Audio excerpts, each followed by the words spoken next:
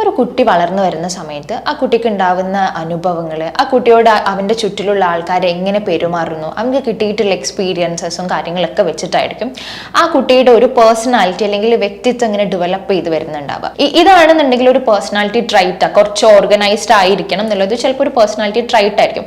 പക്ഷെ അതേ സമയത്ത് ഈ ഓർഡേഴ്സും റൂൾസും ഓർഗനൈസേഷൻസും ഷെഡ്യൂൾസിനും ഒക്കെ ഭയങ്കരമായിട്ട് ഫോക്കസ് ചെയ്യുന്നതിനെ കൊണ്ട് അവരുടെ ലൈഫിനെ ഭയങ്കരമായിട്ട് ബാധിക്കുക. ചെറിയ ചെറിയ മൈന്യൂട്ട് ആയിട്ടുള്ള കാര്യങ്ങളിൽ മാത്രം ഭയങ്കര ഫോക്കസ് കൊടുത്തിട്ട് ഭയങ്കര ടെൻഷൻ ആയിരിക്കും. അപ്പം അത് കാരണം നമ്മൾ എപ്പോഴും ടെൻഷൻ അടിച്ചു കഴിഞ്ഞാൽ ഭയങ്കര അൺഹെൽത്തിയാണ്, നമുക്ക് ഫിസിക്കലി നമ്മൾ ഫെറ്റീഗ് ആവും. ഹലോ, ഞാൻ രാഹിന ഫസ്മി, ഹെയിൽ ആൻഡ് ഹാപ്പിനെസ്സിലെ കൺസൾട്ടൻറ്റ് സൈക്കോളജിസ്റ്റ് ആണ്. ഒരു കുട്ടി വളർന്നു വരുന്ന സമയത്ത് ആ കുട്ടിക്ക് ഉണ്ടാവുന്ന അനുഭവങ്ങൾ, ആ കുട്ടിയോട് അവൻ്റെ ചുറ്റിലുള്ള ആൾക്കാരെ എങ്ങനെ പെരുമാറുന്നു, അവർക്ക് കിട്ടിയിട്ടുള്ള എക്സ്പീരിയൻസസും കാര്യങ്ങളൊക്കെ വെച്ചിട്ടായിരിക്കും ആ കുട്ടിയുടെ ഒരു പേഴ്സണാലിറ്റി അല്ലെങ്കിൽ വ്യക്തിത്വം ഇങ്ങനെ ഡെവലപ്പ് ചെയ്ത് വരുന്നുണ്ടാവുക. അതായത് നമുക്ക് കുട്ടിക്കാലത്ത് ഉണ്ടാവുന്ന അനുഭവങ്ങളിൽ നിന്നാണ് കൂടുതലും ഒരാളുടെ വ്യക്തിത്വം എങ്ങനെ മോൾഡ് ചെയ്യുന്നത് എന്നുള്ളത് ഉണ്ടാവുന്നുണ്ടാവുക. അപ്പോൾ പലപ്പോഴും നമ്മൾ ഒരു അഡൾട്ട് ആവുന്ന സമയത്ത് ഓരോ വ്യക്തികൾക്കും പല രീതിയിലുള്ള വ്യക്തിത്വങ്ങൾ കാണാറുണ്ട്.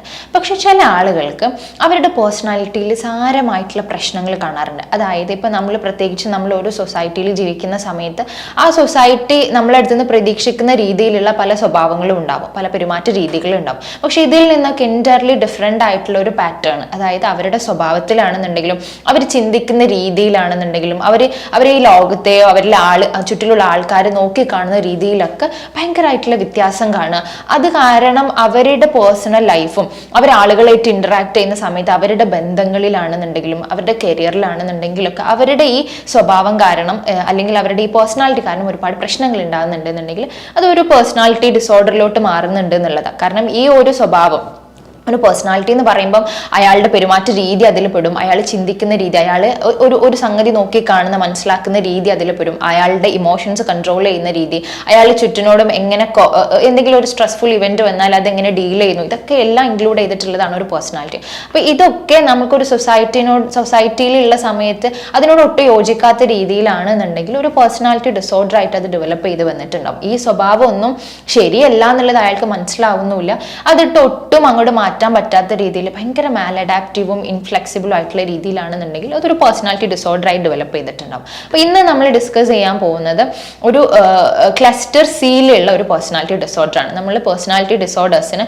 3 ക്ലസ്റ്റർ ആക്കിയിട്ട് ഡിവൈഡ് ചെയ്ത് വെച്ചിട്ടുണ്ട്. അതിൻ്റെ കോമൺ ആയിട്ടുള്ള സിംറ്റംസ്, കോമൺ ആയിട്ടുള്ള ലക്ഷണങ്ങൾ വെച്ചിട്ടാണ് നമ്മൾ 3 ക്ലസ്റ്റർ ആക്കി വെച്ചിട്ടുള്ളത്. അപ്പോൾ ക്ലസ്റ്റർ സി കാറ്റഗറിയിൽ വരുമ്പം അതിൻ്റെ അണ്ടറിലുള്ള പേഴ്സണാലിറ്റി ഡിസോർഡേഴ്സിൻ്റെ ഒരു സ്പെഷ്യാലിറ്റി എന്താണെന്ന് വെച്ച് കഴിഞ്ഞാൽ അവർക്ക് ഭയങ്കരമായിട്ടുള്ള ആങ്സൈറ്റി ആയിരിക്കും, എപ്പോഴും ഭയങ്കര ഒരു വെറി ആയിരിക്കും, ഭയങ്കര ടെൻഷൻ ആയിരിക്കും. അതാണ് ഇതിലെ പെർട്ടിക്കുലർ ആയിട്ട് ഇതിൻ്റെ അണ്ടറിൽ വരുന്ന ഡിസോർഡേഴ്സിൽ നമുക്ക് കാര്യമായിട്ട് കാണാൻ പറ്റുന്നത്. അപ്പോൾ ഇന്ന് നമ്മൾ ഡിസ്കസ് ചെയ്യുന്നത് OCPD ആണ്, ഒബ്സസീവ് കമ്പൾസീവ് പേഴ്സണാലിറ്റി ഡിസോർഡർ ആണ്.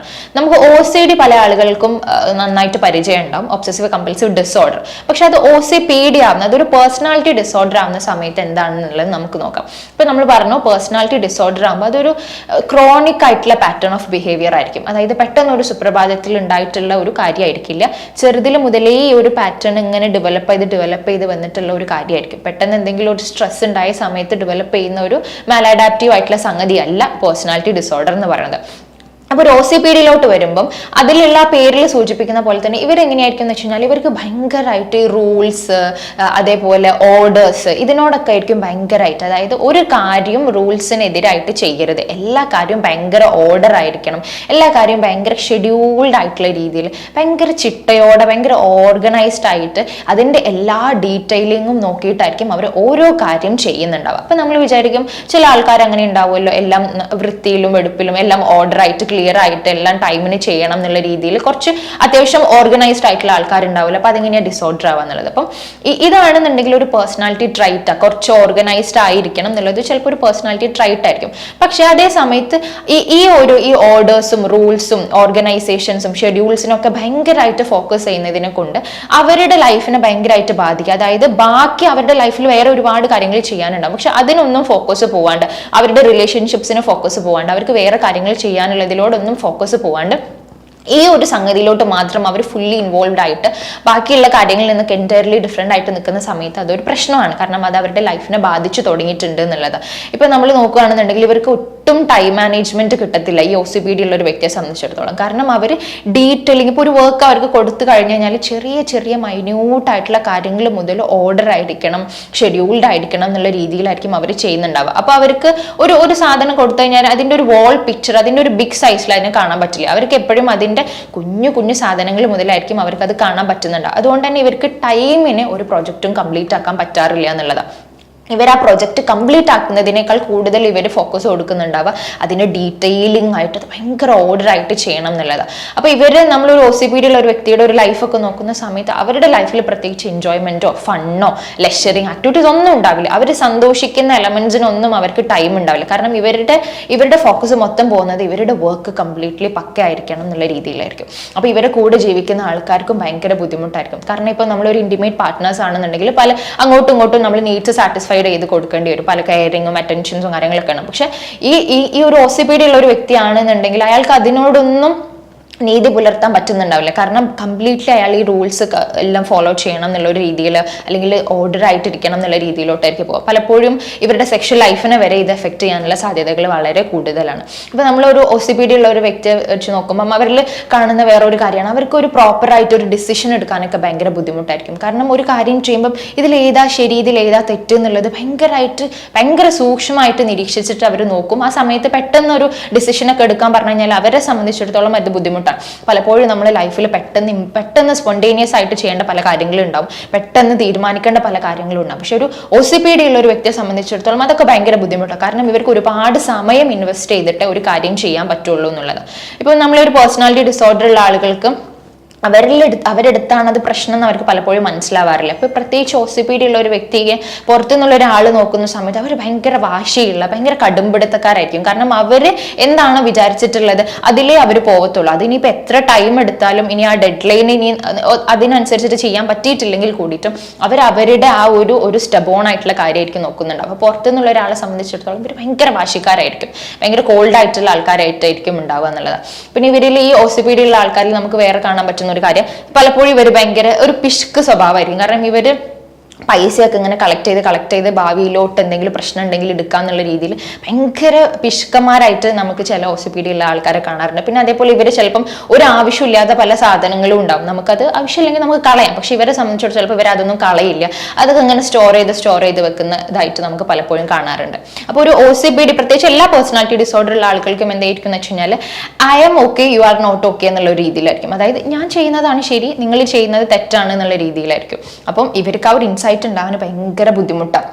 ഇപ്പം ഇവർക്ക് ഇനിയിപ്പോൾ ഒരു OCPD ഉള്ള ഒരാൾക്ക് ഇത്ര ഒരു ഡെഡ് ലൈൻ ഉണ്ട്, അതിൽ ഒരുപാട് ആക്ടിവിറ്റീസ് ചെയ്യാനുണ്ട്. അപ്പം നമ്മൾ നോർമലി ബാക്കിയുള്ള ആൾക്കാർ എന്താ ചെയ്യുക, അത് ഡിവൈഡ് ചെയ്തിട്ട് നമ്മൾ ചിലപ്പോൾ ഹെൽപ്പ് ചോദിക്കും, വേറെ ഒരാൾക്ക് അത് അസൈൻ ചെയ്ത് കൊടുക്കും, ഈ വർക്ക് ഒന്ന് ചെയ്യും എന്നുള്ള രീതിയിൽ. പക്ഷേ ഇവരെ സംബന്ധിച്ചിടത്തോളം ഇവർ ചെയ്താൽ മാത്രമായിരിക്കും ആ വർക്ക് പെർഫെക്റ്റ് ആയിട്ട് അവർക്ക് ചെയ്യാൻ പറ്റുന്നുണ്ടാവുള്ളൂ. അപ്പോൾ ഇവർ എത്ര തന്നെ ബുദ്ധിമുട്ടായി കഴിഞ്ഞാലും വേറെ ഒരാൾക്ക് അവരുടെ ഒരു വർക്ക് കൊടുക്കുക, അവർ ഹെൽപ്പ് ചോദിക്കുക ഒന്നും ചെയ്യില്ല. കാരണം ഇവർ ചെയ്യുന്ന രീതിയിൽ അത്രയും ഡീറ്റെയിലിങ്ങിൽ കാര്യങ്ങൾ ചെയ്യാൻ ആ വ്യക്തിക്ക് പറ്റണം എന്നുള്ള ഒരു വിശ്വാസം ഇവർക്ക് ഇല്ലാത്തതുകൊണ്ടാണ് ഇവർ അത് ചെയ്യുന്നത്.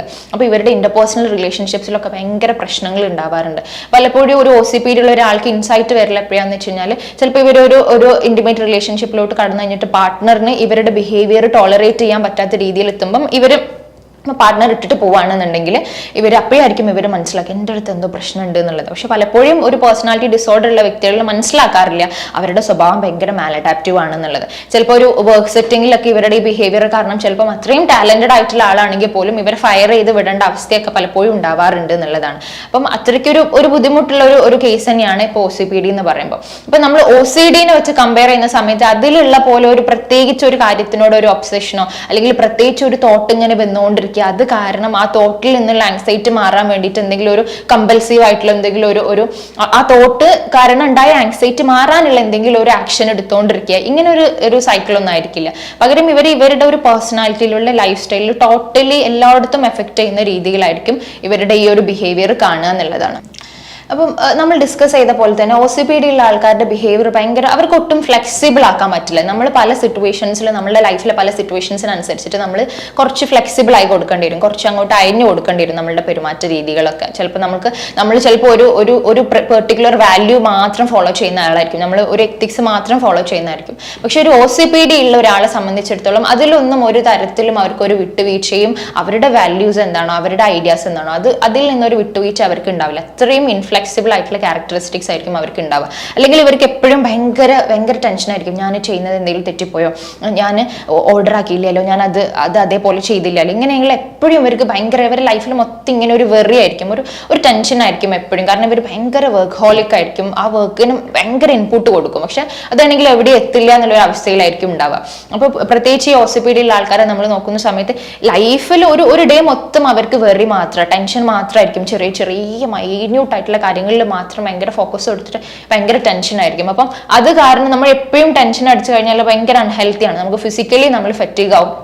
അപ്പോൾ ഇവർക്ക് ഫിസിക്കൽ ഇഷ്യൂസും കാര്യങ്ങളൊക്കെ, കാർഡിയാക് ഇഷ്യൂസും കാര്യങ്ങളൊക്കെ ഉണ്ടാവാനുള്ള പോസിബിലിറ്റി ഭയങ്കര കൂടുതലാണ്. കാരണം നമ്മൾ എപ്പോഴും ടെൻഷൻ അടിച്ച് എപ്പോഴും വെറി ചെയ്തുകൊണ്ടാണ് ഈ OCPD ഉള്ള ആൾക്കാർ പൊതുവെ കാണാറുള്ളത്. അപ്പം നമ്മളൊരു പേഴ്സണാലിറ്റി ഡിസോർഡേഴ്സിന് ട്രീറ്റ്മെന്റിലോട്ട് പോകുന്ന സമയത്ത് അവർക്ക് ഇൻസൈറ്റ് ആ സമയത്ത് ഇല്ലാത്തത് കൊണ്ട് തന്നെ ഒരു തെറാപ്പിസ്റ്റിനെ, ഒരു സൈക്കോളജിസ്റ്റിനെ സംബന്ധിച്ചിടത്തോളം നന്നായിട്ട് ഇൻപുട്ട് ഇടേണ്ട ഒരു മേഖലയാണ് പേഴ്സണാലിറ്റി ഡിസോർഡേഴ്സിന് ട്രീറ്റ്മെന്റ് എന്നുള്ളത്. പക്ഷെ ഒരു പ്രോപ്പറായിട്ട് നല്ല എക്സ്പേർട്ട് ആയിട്ടുള്ള ഒരു മെന്റൽ ഹെൽത്ത് പ്രൊഫഷണലിന്റെ അസിസ്റ്റൻസോടെ, പ്രോപ്പർ ആയിട്ടുള്ള സൈക്കോ തെറാപ്പീസിലൂടെ, ഇന്റർവെൻഷൻസിലൂടെ നമുക്ക് ഇവരെ മോഡിഫൈ ചെയ്തെടുത്തിട്ട് ഇവർക്ക് ആവശ്യമുള്ള സോഷ്യൽ സ്കിൽസ് ഒക്കെ ഇവരെ കൊണ്ട് പഠിപ്പിച്ചെടുക്കാൻ പറ്റും. ഇവരെ ഒന്ന് ടോട്ടലി നമുക്ക് മോഡിഫൈ ചെയ്തെടുക്കാൻ പറ്റുന്നതാണ്. അപ്പം അടുത്തതായിട്ട് വേറെ ഒരു ഇൻഫോർമേറ്റീവ് ആയിട്ടുള്ള സൈക്കോളജി റിലേറ്റഡ് വീഡിയോയുമായി നമുക്ക് വീണ്ടും കാണാം. താങ്ക്